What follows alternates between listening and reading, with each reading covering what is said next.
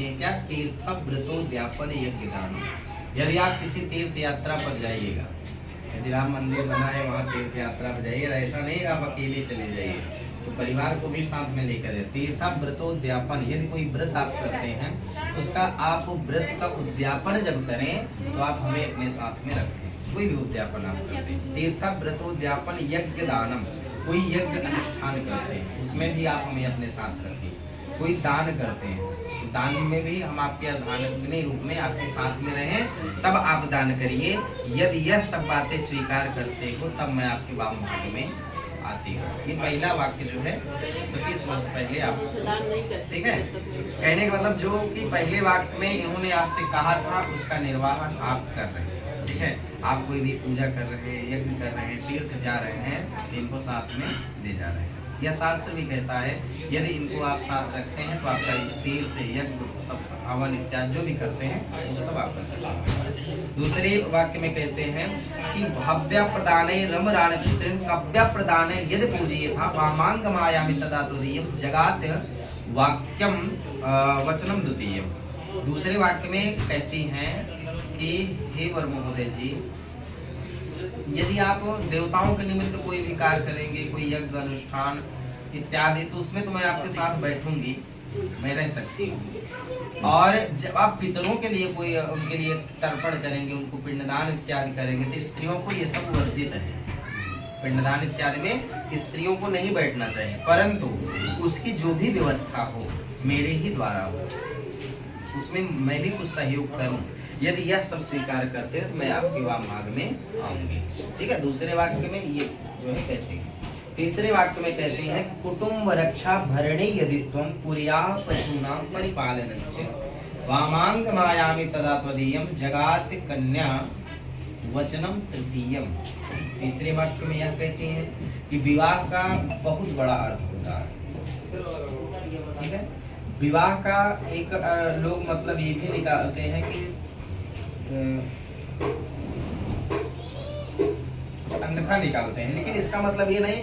विवाह का मतलब ये होता है कि बहुत बड़ी जिम्मेदारी। कुछ शब्द ऐसे होते हैं नहीं निकलता, मुझसे निकालना पड़ता, लेकिन वो आप समझिएगा।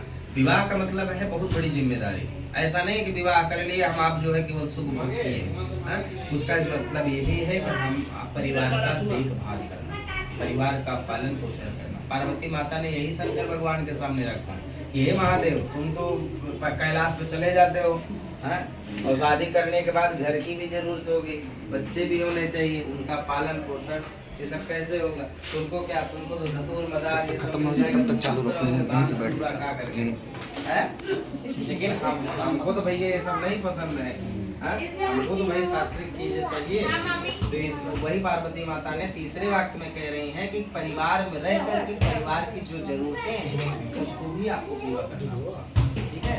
चौथे वाक्य में कहती है आयव व्ययो अनादिकानाम कृष्णानि संचा गृहिणी दध्या वामांग मायामि तदा त्वदीयं जगात कन्या वचनम चतुर्थम।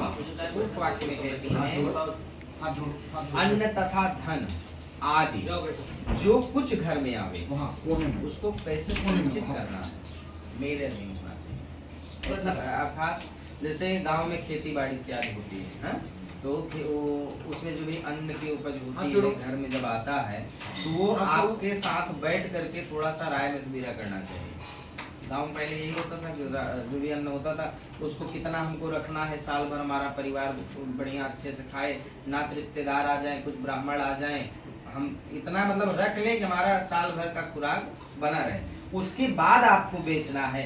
यदि यह स्वीकार करते हो तब मैं आपके वाम भाग में आऊंगी, ठीक है।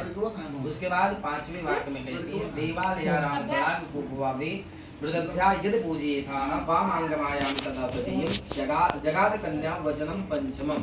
पांचवें वाक्य में कन्या वर महोदय कहती हैं कि यदि आप बाग का निर्माण करते हैं, जीवन का ऐसा यही नहीं है, आज का समय भैया बहुत खराब है, पैसा कमाना, खाना पीना, बस सुख भोग करना, इससे और कुछ नहीं।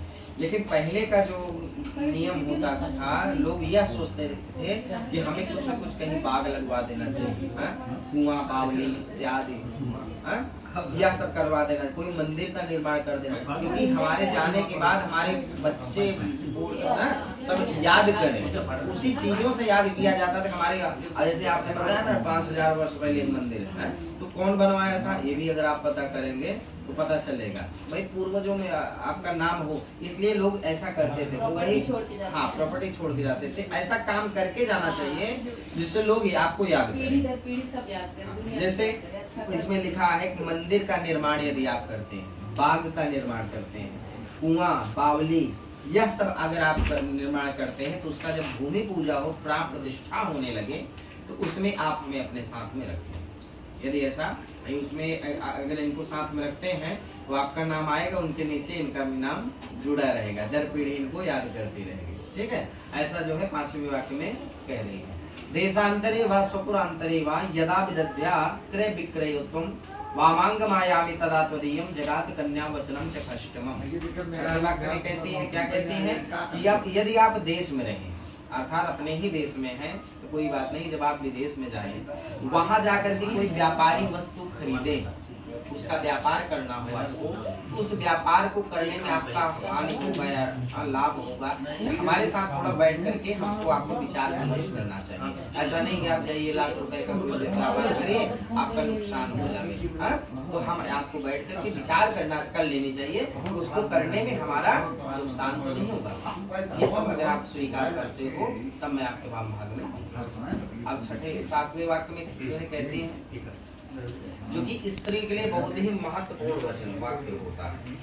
कहते हैं कि ना सेवनीय यदि पारिकीय त्वया बहुत भावनी कामनीति वामांग मायामि तदा त्वदीयं जगात कन्या वचनम च सप्तमः। 7वें वाक्य में कहती हैं कि हे वर महोदय जी, आज तक आपने क्या किया क्या नहीं किया, हमें आपसे कोई शिकायत नहीं है, परंतु आज के बाद आपके समान कोई स्त्री होगी तो आप उसको बहन की दृष्टि से देखेंगे, बड़ी होगी तो उसको आप माता की दृष्टि से देखेंगे, यदि आपसे छोटी होगी तो उसको आप पुत्री की दृष्टि से देखेंगे।